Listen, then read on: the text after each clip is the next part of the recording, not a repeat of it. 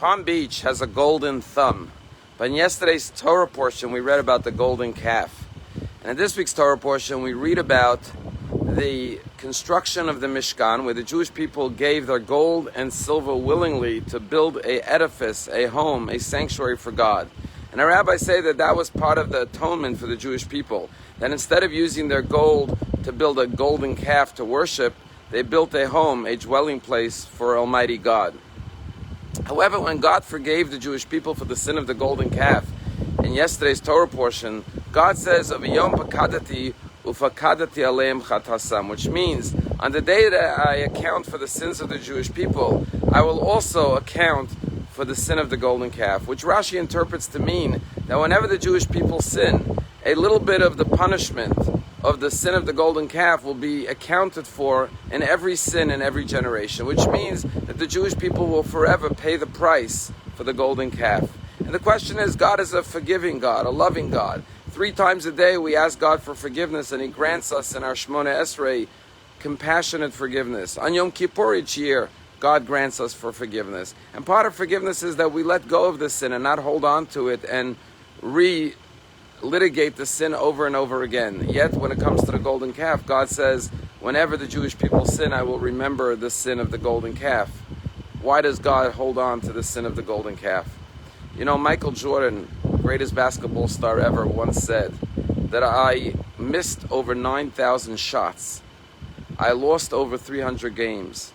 And 26 times I was past the ball just seconds before the buzzer went off to shoot the winning shot, and I missed, and I lost the game for my team. But he said that's precisely why I was successful. Success is having the courage to take the next shot, even when you failed. As Winston Churchill once said, success is going from defeat to defeat without any loss of enthusiasm. Rabbi Yitzchak Barditcher, the lover of Israel, once reinterpreted this verse beautifully and magnificently. And he said what the verse means is as follows: that whenever the Jewish people sin, God will remember the sin of the golden calf. He'll remember how low we fell and realize how far we've come. He'll remember the sin of the golden calf not to punish us, but to mitigate our punishment. To realize that He's seen us at our worst. He's seen our inner struggles, our inner demons as we worshipped idols at the golden calf. And therefore He will have a greater and deeper appreciation for our successes. And therefore reward us even more and have more compassion on us when we sin.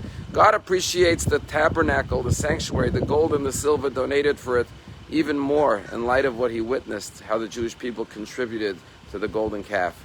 Next time you fail at something, instead of feeling down, appreciate your successes even more, realizing that as a human being, we all have our challenges. We can fall low, but we also can rise high. And the higher we rise, the more we appreciate the climb and the elevation we've made from where we were and where we were capable of being. There's a true story. 30 years ago, a woman in Toronto met a friend of hers in the supermarket. Her name was Shoshana Strickman. And she met her friend in the supermarket, and she started talking, and the woman started crying. And she said, "What's the matter?" She said, "Well, you know, I have a son who's deaf. He goes to a special school for deaf children. But he really wants to learn Torah. He wants to go to yeshiva. But being deaf, he cannot go to yeshiva. He cannot go because there is no yeshiva for deaf boys." Shoshana Strickman was very moved by the plight of her friend and went home to her husband, whose name was Rav Shmuel Strickman, and said, "Please, why don't you learn Torah with this young boy?" And Rabbi Shmuel Strickman said, "You know, it's difficult enough teaching Talmud, the intricacies of Talmud, to boys who are able to hear. How am I going to do it with a deaf boy and I don't speak sign language?" And she said, "Well, you'll learn sign language, and the boy really wants to learn. You'll succeed." And she begged and pleaded and cajoled until finally her husband went, learned sign language, and started learning this with this boy one-on-one. At some point, the boy had mastered Talmud to the point that he was ready to go away and study full-time in yeshiva. But again, there was no yeshiva for deaf boys. And so Rabbi Shmuel Strickman called the Rosh Yeshiva, the head of the yeshiva Ner Yisrael in Baltimore, and pleaded with him to take this boy in. And the rabbi said, "I never had this challenge. I never had a boy like this in the yeshiva." And Rabbi Strickman said, "I promise you, if you teach him Torah, he will be an inspiration to all the other boys. Train some of your teachers to teach in sign language.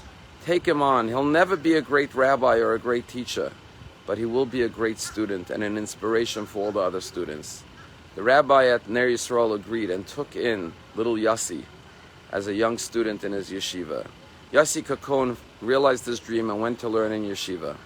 But Rabbi Shmuel Strickman couldn't be more incorrect, because now 30 years later, this Yossi Kakon, this deaf boy, is now married, and he heads up the first yeshiva in the world for deaf students, Nefesh David in Toronto.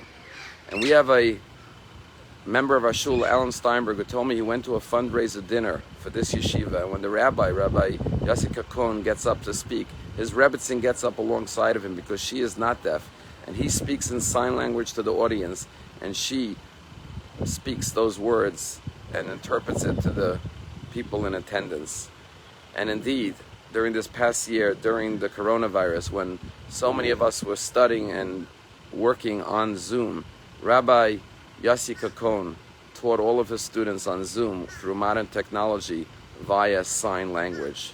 Every one of us has our handicaps, whether they're physical, emotional, or spiritual. We are all capable of grave mistakes, like the Jews who worship the golden calf. But when God looks at our accomplishments, our achievements, our successes, he celebrates them even more, because he realizes the challenges, the hurdles, the effort it took to achieve every victory and every success. Have a wonderful week. Shavua Tov.